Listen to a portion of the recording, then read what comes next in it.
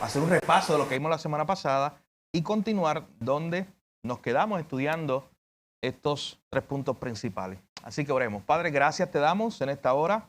Gracias por tu misericordia. Gracias por tu bondad, y Señor, que en Cristo son nuevas, que todo el tiempo las estamos recibiendo, Señor. Gracias por tu cuidado especial, Señor, porque tú cuidas a tus hijos de manera especial, a nuestra familia, Señor. A cada hijo tuyo, Señor, tú tienes un cuidado especial y todos los días nosotros lo experimentamos y hoy estamos agradecidos por eso. Gracias porque nos traíste hasta aquí luego de una semana o de un día cargado y largo, Señor. Te pedimos en esta hora que nos des sabiduría mientras estudiamos tu palabra, que nos guíes a través de tu palabra. Gracias por los hermanos que están aquí. Y mira a los que no pueden llegar hoy, Señor, por razones de enfermedad u otro asunto. Hoy te pido que lo acompañes también y puedan pronto, Señor, regresar y estar con nosotros. Gracias te damos por este tiempo y te pedimos que aprendamos más de tu palabra hoy. En el nombre de Jesús oramos y te lo pedimos todo. Amén. Bien, nosotros comenzamos, mi hermano, la semana pasada a hablar de este tema de la adoración en familia y recuerdo que presentábamos algunos puntos principales. Yo simplemente los voy a repasar con ustedes hoy. Eran al menos 6 puntos principales que queremos repasar hoy.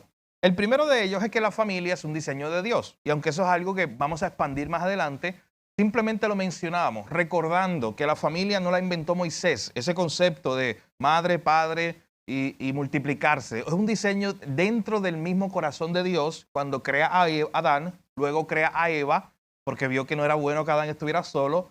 Y rápido les da ese mandato, primer mandato, que le dice multiplíquense. Así que en la misma idea de la creación está ese concepto de que Adán y Eva no se iban a quedar solos para siempre, sino de que ellos iban a formar una familia. Así que nace de Dios la idea de la familia. Dios, también vimos la semana pasada, el segundo punto, Dios ha manifestado desde el principio, o nos ha dado desde el principio las instrucciones, los preceptos, la guía, cómo debe guiarse la familia. El manual de instrucciones, recuerdan que decíamos que a veces usted y yo montamos cosas y al final es que vemos el manual de instrucciones para ver si salió bien. Pero mi hermano, no trate eso, trátelo con una bicicleta, pero no trate eso con su familia, no trate eso con sus hijos. No trate de criar a sus hijos a su manera a ver si sale bien, porque eso va a tener unas consecuencias muy graves. Eso no es lo mismo que usted simplemente no guiarse por las instrucciones del creador para hacer una bicicleta. Porque si la bicicleta no sale bien, sabe que eso no importa, eso es material. Usted viene y la rompe, la hace de nuevo y la vira para atrás. Pero ¿puede hacer eso usted con el hijo de 18 años? Cuando por 18 años no lo guiaste según la sabiduría de Dios. O sea, en realidad usted no puede hacer nada, mi hermano. Gracias a Dios que existe la gracia de Dios. Que la gracia de Dios puede tomar incluso mi error, aunque por 18 años yo estuve criando mal a mi hijo. La gracia de Dios es más grande que mi pecado. Y gracias a Dios por eso. O sea, Dios sí puede transformar. Y conozco testimonio, tú conoces testimonio de familias que se convirtieron ya de adultos. O sea, que nunca criaron a los hijos en el temor del Señor genuinamente. Pero que Dios sabe que tuvo misericordia. Y aún después de adultos, cuando se convierten, Dios transforma esas relaciones. Porque eso lo hace el Evangelio. Pero siempre hay consecuencias, mi hermano. Siempre habrá consecuencias cuando usted y yo no seguimos las instrucciones. Así que, al final de cuentas, recuerden esos principios que vimos la semana pasada, que recuerden que son principios introductorios, que significan que en el resto de la clase se van a desarrollar más. Número 1, la familia es un diseño de Dios, la inventó Dios. Número 2, Dios ha manifestado desde el principio las reglas, las guías, los preceptos de cómo nosotros debemos guiar la familia, de cómo funciona la familia. Si queremos que la familia funcione bien, vayamos al manual, vayamos a la escritura. Número 3, vimos la semana pasada que en la Biblia no solamente encontramos la guía de cómo funciona la familia, sino que en la Biblia también encontramos, mis hermanos, numerosos ejemplos de familias. Y yo hice un ejercicio con ustedes, no sé si ustedes lo recuerdan, que yo les preguntaba, díganme algunos ejemplos de familia. Y era interesante notar que la mayoría eran familias que salían del libro ¿de cuál? ¿Alguien se acuerda? Del libro de Génesis. Casi todas eran del Pentateuco, los primeros 5 libros, pero específicamente ustedes me mencionaban a la mayoría de familias, empezando por la de Adán, luego la de Abraham, luego Isaac, Jacob, José, y todas eran familias, la de Noé, todas eran familias que salían de ahí, del libro de Génesis. Así que miren qué importante es el libro de Génesis. A veces lo relegamos solo como el libro, claro, que nos narra la creación, pero póngase a pensar que ese libro nos narra el diseño de Dios para las familias y entonces nos muestra muchos ejemplos de familia. Buenas familias o buenas interacciones familiares que se dieron entre familias, pero también, mi hermano, malos ejemplos que se dieron también de los cuales podemos aprender. Número 4. Estos son los puntos que vimos la semana pasada. La familia es el contexto donde Dios permite que comencemos a desarrollar nuestras relaciones. La familia es el primer lugar, el primer contexto que Dios ha diseñado para que comencemos a desarrollarnos como seres relacionales. Mi hermano, tú estás aquí, tú sabes que tú no vives aislado, tú necesitas a mamá, papá, hermano, tío, abuelo, amigo, vecino, conocido y por ahí. Ningún ser humano en realidad está aislado. Ningún ser humano, incluso aunque él mismo haya decidido apartarse de la comunidad, de su familia, o de sus vecinos o de sus amigos, imagínate que se fue a un monte a vivir solo, al desierto a vivir solo. Como quiera, esa persona no vino de la nada, así que tú le vas a poder preguntar, oye, tú tuviste un papá, tú tuviste una mamá. Así que toda persona, usted sabe, tiene muchos puntos de relación.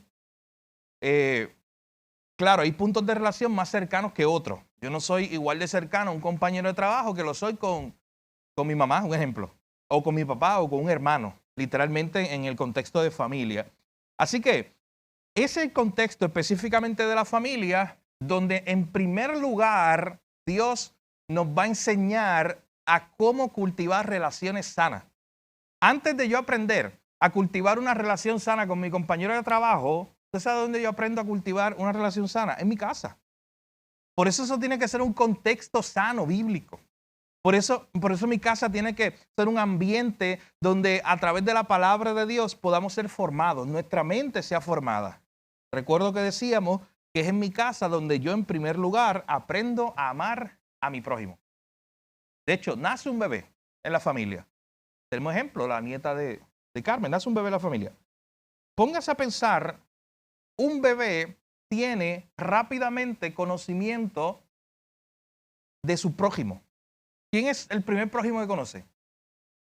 Mamá, papá, abuelos, tíos y así sucesivamente. Pero noten que es ahí que él empieza a amar. Es un bebé que comienza a conocer lo que es amor, lo que es afecto. Comienza a tener relaciones. Es el diseño de Dios, mi hermano. No nos cansaremos de decir que hay que volver al diseño de Dios para la familia, porque esto es fundamental. Miren por qué es tan importante. Porque si todo eso se tergiversa, estamos diciendo que esos niños que después van a ser adultos nunca tuvieron un fundamento para lo que es el amor, para lo que es el afecto, para lo que es el saber quién es mi prójimo y cómo yo trato a mi prójimo, para saber cómo yo debo tratar a otra persona. Así que noten qué importante, la familia es ese primer contexto que Dios diseñó para que se forjen relaciones, para que aprendamos a amar y para que aprendamos a perdonar. Yo repito, antes de que tú ya vayas a la escuela, seas más grande y tengas que perdonar a tu amiguito porque tuvieron una diferencia, una pelea en la escuela, ya hace rato tú hiciste eso en tu casa. O se supone que lo hiciste en tu casa. Tú perdonaste a alguien, alguien te perdonó, tu papá, tu mamá, un primo, un hermano. Así que noten que todo eso se da en el hogar, mi hermano. Por eso es tan importante que ese hogar sano, perdonen el dibujito ahí, que ese hogar sano tenga un buen fundamento, porque ahí es que se va a empezar a dar todo ese tipo de cosas. Pero a la vez que yo no tengo eso, es triste ver las consecuencias. De hecho, eso nos lleva a otro de los puntos que estudiamos la semana pasada. El rechazar este diseño, el diseño que Dios dio para la familia, trae grandes consecuencias para la familia y para la comunidad en general. ¿Se acuerdan que decíamos que al final de cuentas lo que va a salir de un hogar distorsionado es un ciudadano distorsionado? Lo que va a salir de ahí entonces, imagínate a alguien que nunca aprendió lo que es el afecto, el amor, nunca aprendió lo que es la autoridad. Ahí tienes la fórmula perfecta para un delincuente en la calle. ahí. Así que noten algo interesante. El pecado, cada uno es responsable por su propio pecado. Pero hay unos contextos que propician ese pecado a desarrollarse más. O sea, en otras palabras, no es lo mismo el contexto de crianza de alguien que se cría con los valores de la palabra del Señor, y lo vamos a ver más adelante, vamos a ver unos principios de eso, unos textos bíblicos, que alguien que no se cría con eso, que no se cría con esos principios. Así que, al final de cuentas, el no seguir, ese es el punto número 5, este diseño trae grandes consecuencias para los integrantes de la familia y al final para la comunidad en general. Todo comienza en el hogar. De hecho, noten que muchas veces la idea del que está en la casa, de los papás, es enviar a los hijos a la escuela para que la escuela los críe. Mucha gente que piensa así. O sea, me refiero a la ética, la enseñanza, que se lo enseñe la escuela. Cuando nunca fue ese el diseño de Dios. El diseño de Dios siempre fue el hogar como el lugar propicio para que todas esas cosas se vayan realizando. Cuando eso no está, hay muchas consecuencias. Mi hermano, y esto se aplica a cualquier cosa. Cuando tú no estás viviendo según los preceptos de Dios en algún área de tu vida, siempre van a haber consecuencias. O sea, en otras palabras, no esperes bendición en algún área de tu vida donde tú no estés viviendo según el diseño de Dios. Eso se aplica a todo. Pero en el caso nuestro lo estamos aplicando específicamente a la familia. De hecho, hacíamos este análisis la semana pasada, no sé si usted se acuerda, que decíamos que no podemos esperar que la escuela críe a nuestros hijos porque nunca fue el diseño de Dios, ni que el gobierno se encargue de eso porque nunca fue el diseño de Dios. Y de hecho, veíamos la contradicción el pasado miércoles de este gobierno que por un lado promueve el aborto, promueve parejas, la proliferación de parejas del mismo sexo, casarse y ese tipo de cosas y formar lo que ellos llaman familia, aunque usted sabe que no lo es. Y entonces, noten algo, este mismo gobierno es el que está preocupado porque no hay niños que van a nacer de aquí a 10, 15, 20 años y hoy ellos están sentándose, rompiéndose la cabeza, haciendo estudios demográficos, pagándole millones de dólares a una firma de demógrafos privada para que le digan lo que usted y yo sabemos, o lo que el hombre natural sabe, de que obviamente, es que obvio, si tú no propicias el florecimiento de la familia, un hombre y una mujer que se casen, hagan una familia y tengan hijos, si tú no propicias eso, si tú no lo incentivas, obviamente es obvio, 1 más 1 es 2. O sea, entonces no esperes que haya fruto. No estás sembrando para que haya fruto a largo plazo. Pero ellos gastan esos millones de dólares para que un demógrafo haga un cálculo, haga una tabla y le diga, ¿sabes qué? De aquí a 20 años pues no van a haber hijos, niños. Vamos a tener muchos viejitos en Puerto Rico. Y es una realidad. Las salas de parto se están cerrando, tan cerca como aquí en Ponce. Así que miren qué interesante todas esas cosas que están pasando a la vez. Todo porque nos estamos alejando del diseño de Dios para la familia. Y cuando nos alejamos del diseño de Dios, nada es fructífero ahí, mi hermano. Ni la crianza de los hijos, ni la relación de esposo y esposa, nada va a prosperar. Nada va a ser fructífero cuando nos alejamos del diseño de Dios. Número 6. La familia, según el diseño de Dios, provee una plataforma esencial para nuestro crecimiento en santificación.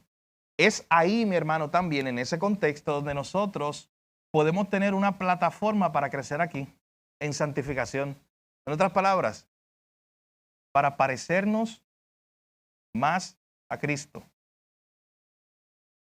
Dios diseñó el hogar, la casa, el padre y madre y los hijos, para que fuera esa plataforma donde el papá le enseña a los hijos a ser más como Jesús y en esa relación incluso también los hijos van a ser un instrumento de santificación. Hermano, usted tiene hijos, ya quizá alguno de ustedes tiene nietos, y usted sabe, sus hijos, usted puede dar testimonio hoy de que sus hijos han sido instrumentos de santificación para usted. Y mira qué fácil lo podemos coger, aunque esa palabra se escuche, oye, ¿cómo es que mi hijo, imagínate que no es ni creyente, noten esto, pero ¿cómo que Dios lo usó para ser un instrumento de santificación? Bueno, piensa en esto, hace 2 domingos atrás predicamos aquí de Pedro, el tema de 1 de Pedro 1, las pruebas. Y recuerdan que decíamos ese domingo de que nos poníamos a analizar, a pensar de que los momentos que más has orado probablemente ha sido en una prueba. Si tú piensas, ¿cuándo fue el momento que más tú oraste por algo? Bueno, cuando estabas en una prueba, tal vez en tu prueba más fuerte. Entonces piensa, tu hijo, tu hija, ¿te ha puesto a orar? Tu hijo, tu hija, ¿te ha puesto de rodillas a llevarlo delante de Dios? Tu nieto, tu nieta, un sobrino, un amigo. O sea, ese contexto de la familia cercana, ¿en alguna vez te ha llevado a buscar más de Dios? Si eso ha ocurrido, ya es que Dios ha utilizado eso como un instrumento para que tú crezcas. Dios ha utilizado esa situación. Así que noten que indirecta o directamente en el contexto de la familia, papá, mamá, hijos, nietos, en ese contexto, directa o indirectamente, tú estás siendo un instrumento de santificación para ellos y ellos están siendo un instrumento de santificación para ti. En otras palabras, tú los estás llevando a parecerse más a Cristo o ellos te están llevando a parecerte más a Cristo. Pues repito, lo hacen directamente o indirectamente, pero eso es un proceso que se está dando. Indirectamente no es tan bueno quizás, porque indirectamente es como le dije, el hijo está bien apartado y pues yo estoy ahí orando y orando y orando por él. Dios también usa eso, como decíamos. Pero imagínese que usted entonces lo haga intencionalmente. Directamente usted proponerse ser un instrumento de santificación para su esposa. O sea, usted como esposo decir, ¿sabes qué? Yo estoy comprometido a que mi esposa se parezca más a Cristo. De hecho, los esposos que estamos aquí, la vara está bien alta. ¿Sabe por qué? Porque en la Biblia dice que amemos a nuestra esposa como Cristo amó a la iglesia. Y luego si usted sigue leyendo toda esa idea, habla de que Cristo santifica a su esposa, que es la iglesia. O sea, la hace santa. Procura que la esposa sea santa. Los esposos que estamos aquí procuramos con nuestras acciones, ¿qué estamos haciendo? ¿Qué estamos propiciando en nuestro hogar para que nuestras esposas sean más santas? Para que nuestros hijos sean más santos. Pero igual se aplica a la esposa también. Esposa que estás aquí esta noche, ¿qué estás haciendo tú para que tu esposo se parezca más a Jesús? Tú puedes hacer algo. De hecho, muchas cosas para que tu esposo se parezca más a Jesús. Empezando por no rendirte en orar por él. En enseñarle, animarle y ejemplificarle la palabra. Y en muchas otras cosas más. Pero ¿qué estás haciendo tú para que tu esposo crezca más a la imagen de Cristo? Igual lo aplica a tus hijos. ¿Qué estás haciendo tú? Entonces tú estás aquí sentado esta noche y tú dices, oye, pues yo no estoy haciendo nada intencionalmente. Piensa en eso. Puede ser que estés en un estado neutro. Bueno, orando. Claro, yo oro por mi esposa. Usted dice, sí, yo oro todos los días por mi esposo. Pero ¿qué cosas concretas, específicas? Yo te invito a que tú vayas pensando.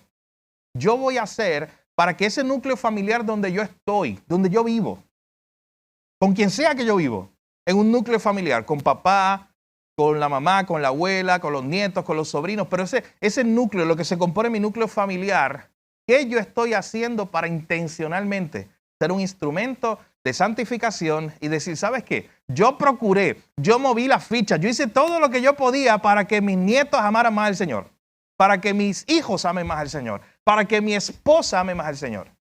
Mi hermano, la familia, si no se está formando, se está deformando. O sea, si no se está formando así, en santificación, imagen de Cristo, no piense que está en pausa, que está en un estado neutro. Lo que está ocurriendo entonces es deformación. Estamos permitiendo que la dejadez, la falta de liderazgo, la falta de iniciativa para que crezcamos a imagen de Cristo, la falta de aplicación de la sabiduría bíblica, estamos dejando que todas estas cosas deformen mi casa.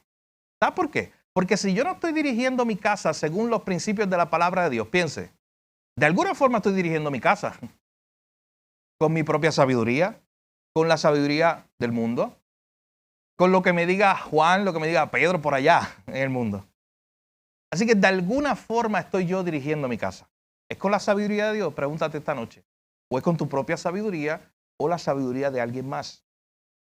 Así que tenemos estos 6 puntos principales que vimos la semana pasada y son muy importantes porque son introductorios, son fundamentales para todo lo que vamos a estar viendo en nuestra clase. Yo no quiero que me pase como me ha pasado antes, que me quedo toda la clase en el repaso de la clase anterior. Así que tenemos que seguir adelante. Bien, habíamos visto también en este punto número 2 qué es el devocional familiar, una pequeña definición. Y decíamos que el devocional familiar son esas acciones que yo hago dirigiendo mi hogar, haciendo todo lo que yo pueda para ayudar a mi familia a convertirse en seguidores de Jesús. En otras palabras, arroz de habichuela, ¿qué es el devocional familiar? Son esas acciones, ese tiempo que yo separo para intencionalmente procurar que toda la familia crezca a imagen de Cristo. ¿Qué yo estoy haciendo en ese tiempo? El devocional familiar, algunos le llaman culto familiar, altar familiar. ¿Qué tiempo yo estoy separando para hablar con mi hijo, con mi esposa, con mi esposo, con mi mamá, con mi abuelo? Ese contexto de mi familia, para parecernos más a Jesús. Ahí, nuestro hogar, yo les citaba las palabras de Josué Barrios, es el primer lugar donde debemos buscar a diario, vivir a diario, lo que escuchamos el domingo en la iglesia. Yo no sé si esto lo hace, pero trate de ser intencional.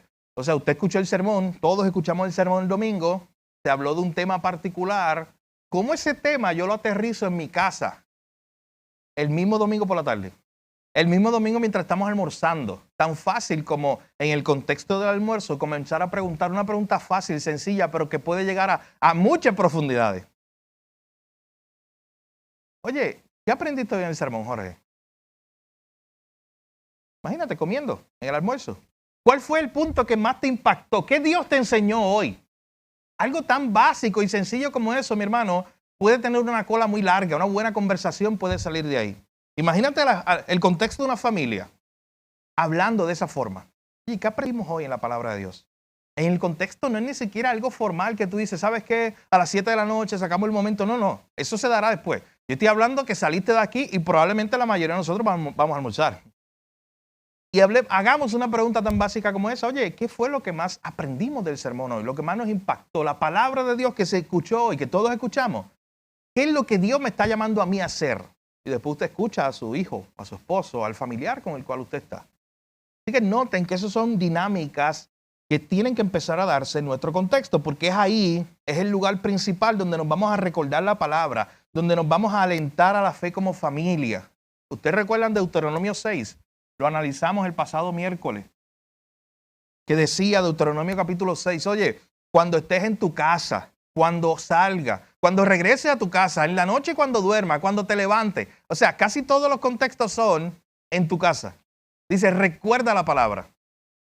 Y la idea principal es Moisés diciéndole a los padres de los niños, de las nuevas generaciones, oye, necesitan escuchar la palabra, necesitan sacar tiempo para grabar. ¿Recuerdan que yo les decía eso? Era grabar, era como tomar la piedra y darle forma, hacer un diseño. Tienes que tomar el corazón de tu hijo e impregnar ahí la palabra de Dios. Y eso se da la mayoría de las veces en el contexto, según la misma Biblia, en el contexto del hogar. Noten algo interesante. Mientras muchas veces pensamos que es la iglesia la que va a criar a mis hijos y enseñarle quién es Dios y que es pecador y que necesita a Cristo para salvarse, a veces pensamos eso, es la iglesia la que le va a enseñar eso. La Biblia, esa responsabilidad, ¿sabes dónde la pone? A ti y a mí. Nos la pone a nosotros. La iglesia va a servir como sirve para todos los demás creyentes, niños, adultos, ancianos, para seguir creciendo en santificación, para seguir siendo una continuación de lo que ya está pasando en tu casa, crecer en santificación. Y por eso es que usted puede tomar la enseñanza de los domingos, la enseñanza de los miércoles y seguirla en su casa, continuarla, ese estudio, ese análisis. Así que veíamos también, número 3, ¿por qué debemos hacer devocionales familiares? Y ahí fue donde nos quedamos. 4 respuestas a esta pregunta de por qué debemos hacer devocionales familiares. Y vimos la primera, y ahí que vamos a continuar porque no la hemos terminado. Debemos hacer devocionales familiares porque es un mandato bíblico. Porque está expuesto, está explícito en Deuteronomio capítulo 6, lo vimos la semana pasada. Pero también es afirmado en otros pasajes. Y ya estos pasajes son nuevos de material de esta noche. Quiero que me acompañen al Salmo 78. Versículo 1 al 8. Alguien de ustedes que lo pueda leer. Y vaya pensando, puede ser el que lo lea. Ahora nadie quiere leer. Puede ser el que lo lea, puede ser otro. Pero vaya pensando, que usted mismo pueda responder y pensar, ¿qué tiene que ver este texto con lo que estamos hablando de que el hacer devocionales familiares es un mandato bíblico? ¿Cómo se relaciona este versículo que vamos a leer con lo que estamos hablando en esta hora? ¿Quién lo puede leer? Salmo 78, sí. Versículo 1 al 8. Al 7, perdóname, hasta el 7. Sí.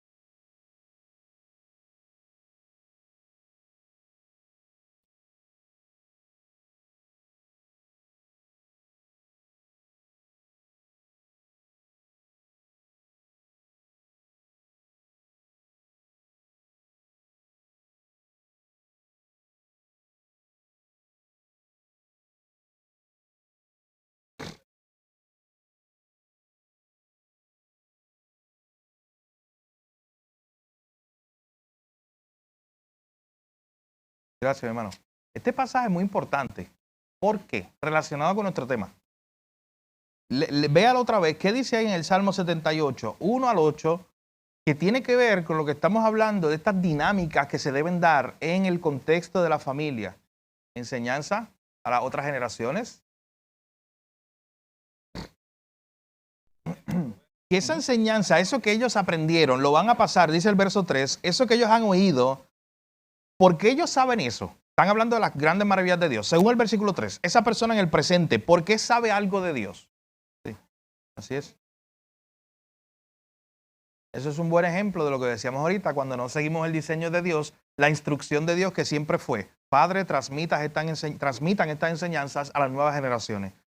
Como dice Sonia, el libro de Jueces comienza así, diciendo que se levantó una generación después que murió Josué, que ya no conocía a Jehová ni las obras que había hecho Jehová. ¿Por qué? Porque hubo una distorsión del diseño de Dios para la familia. Y claro, usted tiene el libro de Jueces como uno de los libros más difíciles incluso de leer, por todas las situaciones que ocurren ahí. Unas situaciones muy difíciles. Y tiene esa enseñanza de que cada quien ahí hacía lo que bien le parecía. Miren, cuando se distorsionó el diseño de Dios para la familia, miren las consecuencias, están ahí. Pero noten algo, y ahorita, o el próximo miércoles, no sé si nos da tiempo hoy, vamos a ver un pasaje de Josué 4, que es bien importante en esta idea. Pero noten lo que está pasando en el Salmo 78. Ellos, los que están en el presente, el pueblo de Israel en este momento, están diciendo, nosotros escuchamos de nuestros padres. O sea, nuestros padres cumplieron con su responsabilidad y nos enseñaron quién es Dios y nos enseñaron a temer a Dios y nos enseñaron la sabiduría de Dios. Pero entonces mire lo que dice el verso 4. Oye, no las encubriremos a sus hijos, contando a la generación venidera las alabanzas de Jehová y su potencia y las maravillas que hizo. Noten esa cadena. Ellos recibieron unas enseñanzas y ellos ahora tienen la responsabilidad de enseñar a las nuevas generaciones, de enseñar a estos hijos, nietos y todo ese campo de influencia que tú tengas alrededor, niños especialmente, que les puedas enseñar acerca de la potencia y las maravillas que hizo Dios. Y luego empieza a hablar de lo que hizo Dios. Dios estableció testimonio a Jacob, puso ley, la cual mandó a los padres que enseñasen ¿a quién? A sus hijos, para que lo sepa la próxima generación y los hijos que nacerán y los que se levantarán los cuenten a sus hijos. Él se va bien lejos. Yo no sé si este es Asaf. ¿Quién fue? Sí, Asaf. Él se va bien lejos, estas generaciones, diciendo, si nosotros seguimos el diseño de Dios, se supone que a mí, mis papás me contó quién era Dios y me enseñó el temor de Dios y yo le vaya a enseñar a la próxima generación el temor de Dios y ellos le enseñen a los hijos y a los hijos de los hijos. Y ustedes pueden hacer así. Porque eso es lo que quiere expresar el salmista. Oh, mi hermano, pero qué triste cuando esa cadena se rompe. Que muchas consecuencias vamos a ver. En la misma Biblia hay ejemplos de eso. El libro de Jueces es un ejemplo. Y muchos otros más. Pero que muchas consecuencias se van a ver cuando ya eso no se da.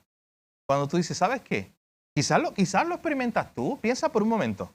Tú tuviste, algunos de nosotros, de los cuales yo conozco la historia, sé que esto es real en sus vidas.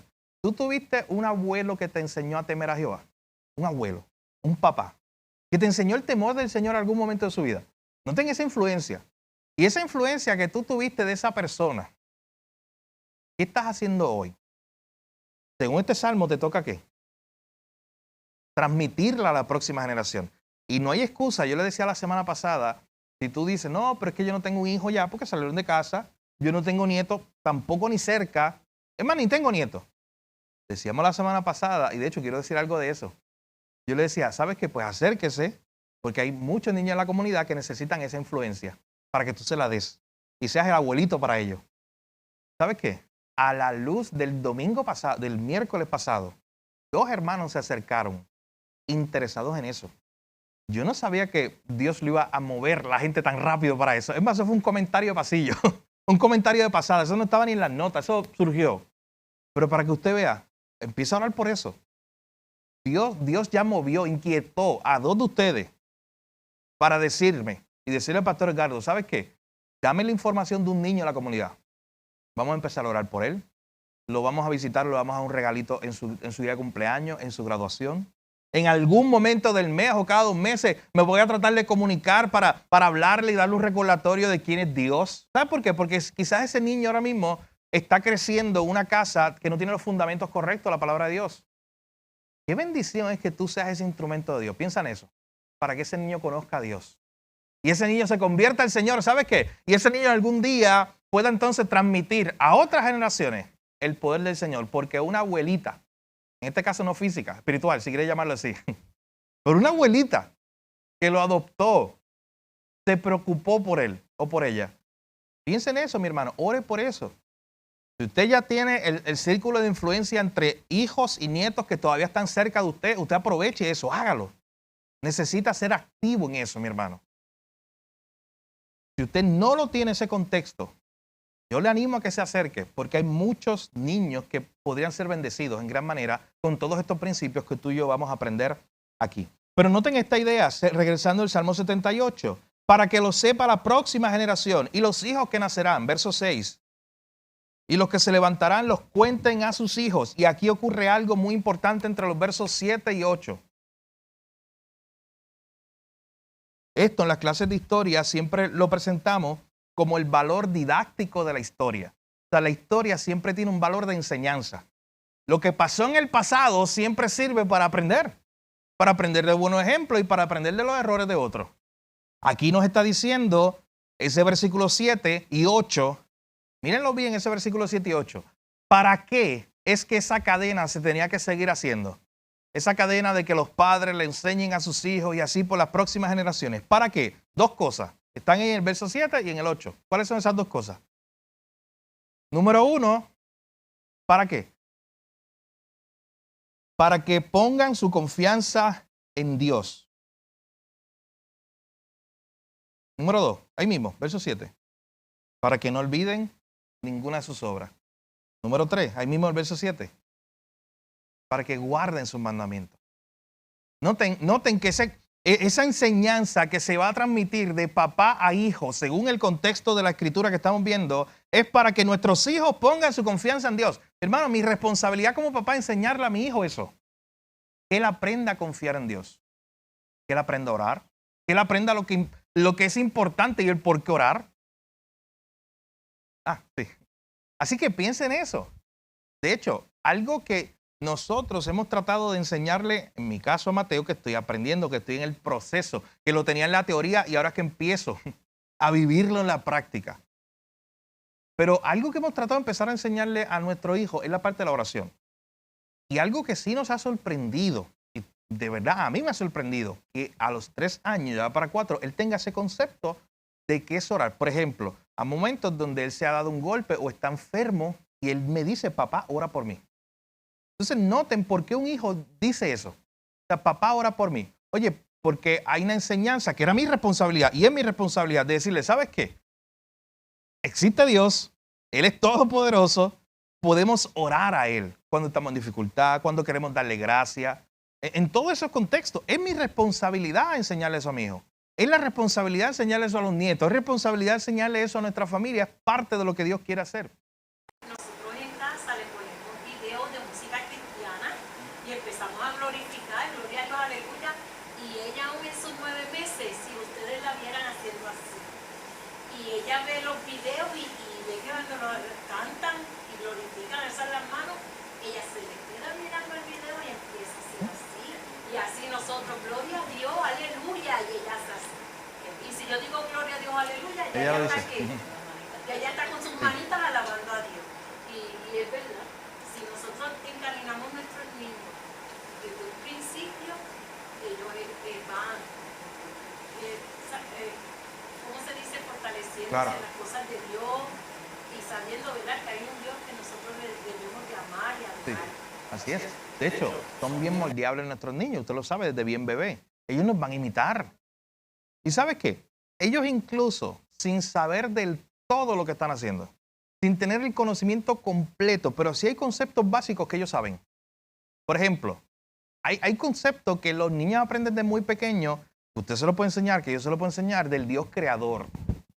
De que hay alguien por encima, Dios, de que fue el creador, que te creó a ti, que me creó a mí, que creó la naturaleza. Ese es uno de los principios más básicos que un niño va a aprender. De meses de nacido puede aprenderlo.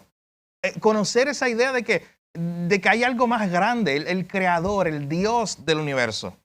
Y que hay expresiones de alabanza o de agradecimiento a Él. Que aunque en el momento ese niño no tenga el concepto completo de lo que eso trata, ¿sabes qué? Va a ir creciendo en esa práctica. Va a ir siendo moldeado y va a ir entendiendo el por qué podemos levantar las manos y darle gracias a Dios. Va a haber un día donde ese entendimiento va a llegar, pero ese contexto se tiene que dar. Tiene que haber una familia que moldee eso. Tiene que haber una familia que ejemplifique eso para que llegue un momento. Es más, hasta que el niño haga un momento y haga su pregunta, oye, ¿por qué específicamente levantamos las manos? ¿O por qué tenemos que orar a Dios? Mateo ahora mismo lo está asumiendo porque lo aprendió. Pero llegará el momento que él se va a hacer esa pregunta, ¿pero por qué orar? Eso yo lo aprendí de mis papás y pues lo hago. O le pido que lo hagan, pero ¿por qué específicamente? Eso llegará después. Y nosotros tendremos que buscar en la Biblia una respuesta para eso. Pero en este momento noten todo lo que usted y yo podemos hacer para influenciar a esas próximas generaciones a que pongan su confianza en Dios, verso 7, a que no se olviden de las obras de Dios. Importante, esto es algo que se va a repetir cuando veamos Josué 4, en ese pasaje, para que no se olviden de las obras de Dios. Número 3, para que guarden los mandamientos de Dios. Tenemos la responsabilidad, mi hermano, noten dónde se da eso. En la sinagoga se daba, en el templo, en el tabernáculo, en la iglesia, no. Esto se da en el hogar. Estas enseñanzas de poner la confianza en Dios, de no olvidar las obras de Dios, de guardar los mandamientos de Dios, enseñarle obediencia a Dios. Pero en segundo lugar, ese es como un primer encabezado que usted lo podría llamar, enséñale el temor de Dios. Eso encierra todo eso. Ese es el primer punto, el verso 7. Pero en segundo lugar, en ese contexto, que está en el versículo 8, esta respuesta, en ese contexto donde los padres le están enseñando en el contexto del hogar a los hijos, a los nietos, a temer a Dios, todo lo que implica según el verso 7, pero también se le va a enseñar algo según el verso 8, ¿qué? ¿Qué se le va a enseñar también? ¿Sí? ¿A qué? El concepto de pecado. ¿Y sabe qué? A no cometer los mismos errores que su papá. A no cometer los mismos errores que sus abuelos, los mismos pecados. Ellos tienen la oportunidad de aprender de eso. Mi hermano, nosotros podemos aprender. Hay muchas cosas que yo aprendí de mi papá por errores que él cometió y me lo dijo a mí. Ahora, es responsabilidad mía, yo si quiero caminar otra vez por ese mismo camino, si él ya me dijo no pases por ahí. Hay cosas que le transmitieron a él, mi abuelo, su papá, se lo transmitió. Y ¿sabes qué? A él yo no lo conocí, a ese abuelo, el papá de mi papá. Él murió en los 80, en el 80 y tanto, yo nací en el 91, así que yo no lo conocí. Pero sí yo heredo cosas, porque se la enseñó mi abuelo a mi papá y mi papá me las enseñó a mí. Y ahora entonces yo le estoy enseñando a mi hijo, y eso se supone que siga como una cadena de errores que se cometieron.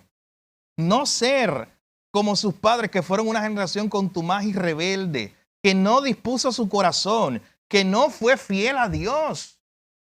Miren que esto es impresionante. ¿A qué se está refiriendo Asaf aquí? Específicamente, usted puede pensarlo. ¿A qué se está refiriendo específicamente ahí? Recuerden que está el pueblo de Israel. ¿A qué usted cree que se está refiriendo?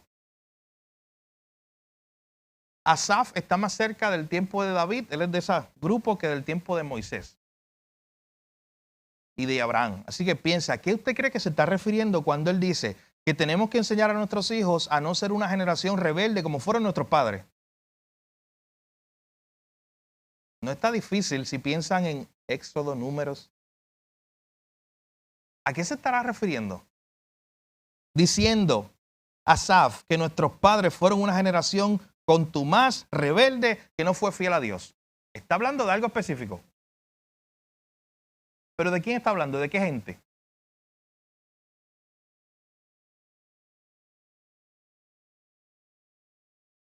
La generación de los jueces es un buen ejemplo. Y yendo un poquito más atrás, yendo a Éxodo, yendo a Números, tú ves clarito que esto está hablando de no seamos, porque noten que cuando él dice no sean como sus padres, no se está refiriendo nada más a la generación anterior, literalmente a mi papá. Se está refiriendo a los padres de la nación. O sea, a cientos de años atrás, no seamos como esta gente, nuestros padres, en el desierto que se rebelaron contra Dios. En el desierto que se desenfocaron de Dios, que dice el texto que no tenían un corazón correcto para con Dios. Y noten lo que dice al final. Y no fueron fieles para con Dios. Fueron desobedientes, no fueron fieles a Dios. Así que noten, la idea de lo que se iba a transmitir está doble. Usted analice, mi hermano, yo le invito como familia, vuelva a analizar ese Salmo 78, vuelva a pensar en su casa si usted lo está haciendo, si usted está deteniendo esa cadena de transmisión de la fidelidad de Dios, del temor de Dios, o si usted está haciendo un puente para las próximas generaciones, enseñándole a sus hijos, a sus nietos y a esos niños que tal vez usted tenga cerca como influencia. Si usted está haciendo un canal para que esa próxima generación conozca el temor de Dios, conozca poner la confianza en Dios, no se olviden de las obras del Señor, que guarden los mandamientos de Dios y que aprendan de los errores del pasado y no sean como sus padres, rebeldes, infieles a Dios. Pero noten también que en este primer punto que estamos viendo de por qué debemos hacer devocionales familiares, vimos la semana pasada Deuteronomio 6, porque es un mandato explícito. Está ahí esta idea de que le contemos las cosas de Dios a nuestros hijos en nuestro hogar. Vemos también otros pasajes de la Escritura como el Salmo 78, lo acabamos de ver, donde nos sigue animando a eso. Es un mandato bíblico, enseñarle a los hijos. Miren lo que dice Proverbios capítulo 22, versículo 6, un pasaje muy conocido. Y cuando usted lo ve en su contexto, lo entiende incluso mucho mejor. Mire lo que dice Proverbios, capítulo 22, versículo 6. Antes de leer este pasaje, usted se lo sabe de memoria de seguro, pero antes de leer este pasaje, piensen en esto. El libro de Proverbios son una serie de enseñanzas para vivir según la sabiduría de Dios. Y noten algo, la blanda respuesta quita la ira. Eso es un proverbio. Lo que te enseña es que normalmente, como un principio de sabiduría, normalmente eso es lo que ocurre. Cuando alguien viene con ira y yo le hablo con palabras blandas, se supone que lo que ocurra, ¿qué es? La blanda respuesta quita la ira. Pero mi hermano, piensen en algo. En los contextos nuestros de un mundo caído, ¿eso siempre ha ocurrido? No. A veces usted ha tratado de responder de una forma tranquila cuando viene alguien con ira y esa persona en su pecado sigue con ira. Así que noten que los proverbios son unos principios generales de aplicación práctica, de sabiduría, que muchas veces van a ocurrir si yo hago esto.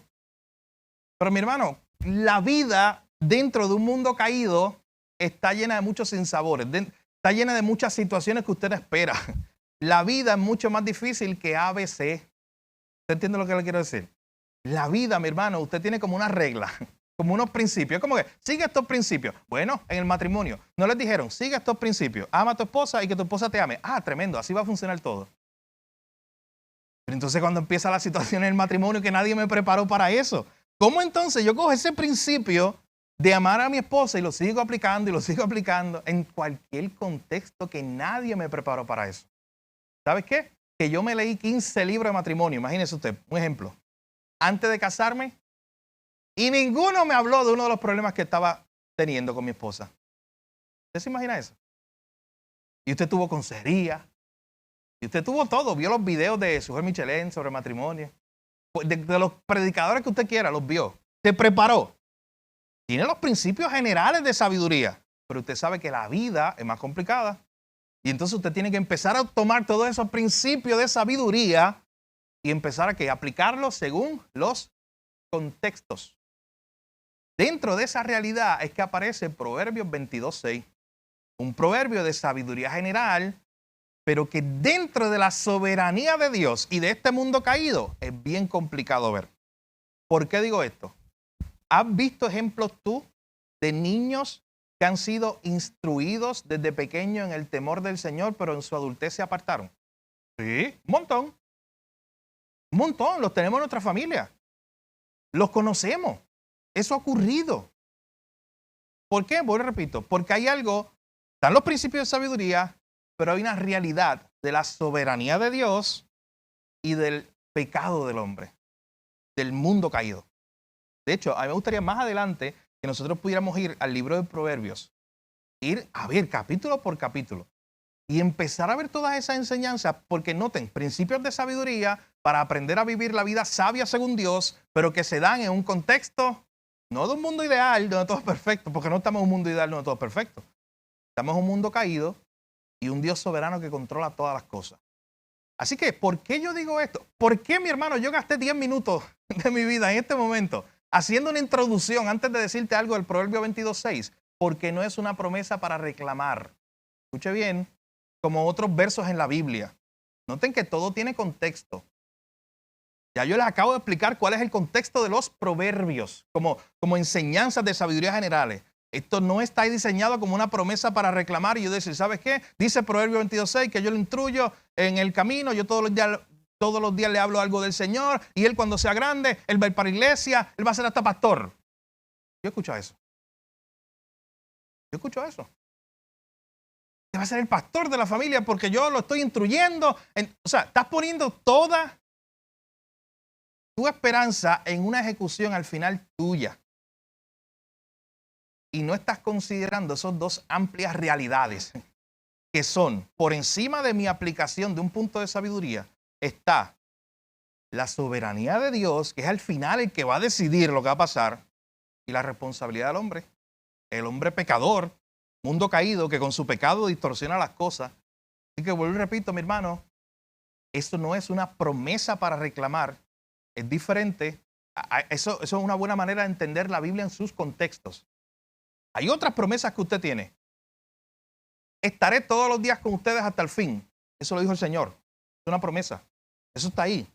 O sea, usted la puede reclamar y cuando uso reclamar no es en el mal uso que se le da por ahí de arrebatar promesa por usted. Eso no usamos esa terminología. Lo que estamos utilizando es la idea de que usted la pueda hacer suya. Es de usted una promesa. Dios va a estar con usted mientras usted está viviendo la vida de Dios, siendo un discípulo, haciendo discípulos. Usted tiene esa consideración de decir, ¿sabe que Dios está con su iglesia? Es una promesa. Y muchas otras más que usted tiene. Pero noten algo. Bueno, Romanos 8. ¿No es una hermosa promesa? Nada nos podrá separar del amor de Dios en Cristo Jesús, Señor nuestro. Lo dice Dios. ¿Usted se puede aferrar a eso? Eso no es como un principio que se... No, es una promesa de Dios. Eso está ahí, es una enseñanza de Dios. Está ahí para ti y para mí. Para usted decir, ¿sabes qué? Yo estoy pasando por algo, pero dice la Biblia que nada me separa del amor de Dios. Usted está seguro y anclado ahí. Pero eso es diferente al libro de Proverbios. Vuelvo y repito. Principios de sabiduría generales. Tienes Proverbios 22:6 especialmente, que dice, instruye al niño en su camino y aun cuando fuere viejo, no se apartará de él. ¿Usted sabe qué? Ese es el principio general. Principio general. Tú tomas un niño, lo empiezas a enseñar desde muy pequeño el temor del Señor y se supone lo que uno espera, lo que sembró que uno cosecha al final, pues que el niño, aún en su adultez, tema a Dios. Pero yo repito, eso, usted hágalo porque está ahí como un principio de sabiduría. Pero eso, usted hágalo recordando las dos realidades de que Dios es soberano para salvar. Mateo no va a ser creyente porque es hijo de Gil. Él no va a ser cristiano porque es hijo de Gil. Ni tu hijo va a ser cristiano porque es hijo tuyo. Creo que era Billy Graham que decía que Dios no tenía nietos. No, Dios tiene hijos. O sea, yo seré responsable de enseñarle lo que Dios me dio para enseñarle, la palabra de Dios, y encaminarlo. Pero la salvación no es mía, dársela. No es heredada. Un regalo de Dios. Es Dios que da la salvación, mi hermano. Así que entendemos la idea del Proverbio 22:6. De hecho, yo me aplico, yo instruyo al niño esperando dentro de la soberanía de Dios que eso ocurra. Pero mi hermano, a veces cuando hablamos de esto de la soberanía de Dios, ¿sabes lo que hacemos? Echarnos para atrás. Por ejemplo, pues como Dios es soberano, Jorge, no vayamos a evangelizar mañana. Fíjate que Dios lo salve a su manera. No, pero es que Dios es soberano para salvar, pero Dios mismo dijo, vayan y prediquen. Así que Él mismo ha provisto el medio. Así que esto no es para yo echarme para atrás y decir, pero entonces si Proverbio 22:6 es un proverbio de sabiduría general y puede ser que entonces hayan casos donde se desvía. Pues yo no voy a perder tiempo instruyendo al niño en el camino del Señor. ¿Sabes? Que eso sería pecado mío, desobediencia mía, porque la Biblia sí me enseña a mí a enseñarle a mi hijo. Y me habla a mí para yo enseñarle a mi hijo, instruirlo en el camino del Señor. Así que a pesar de todo eso que yo haga, lo que queremos enseñar es que Dios es soberano. Pero yo tengo la responsabilidad de enseñar a mi hijo. De hecho, a veces vemos ese Proverbio 22:6 solito. Miren, el mismo Proverbio 22. Miren el verso 15. ¿Alguien que lo pueda leer?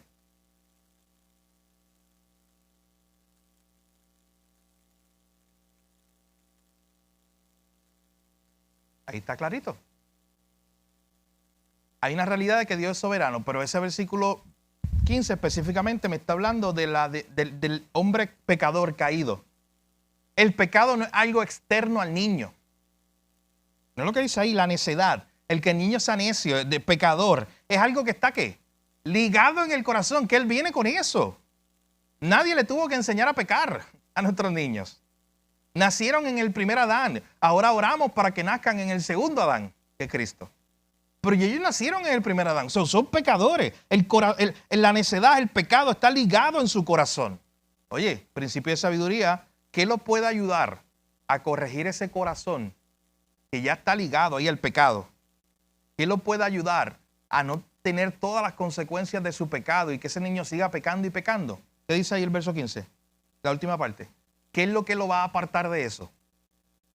La vara de la corrección. Así que noten que la responsabilidad otra vez me la da a mí. En el sentido de ese niño que viene ya siendo un pecador, algunos reformadores le llamaban los pequeños impíos.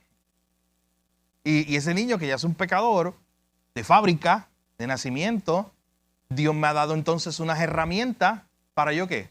Corregirlo, unos principios.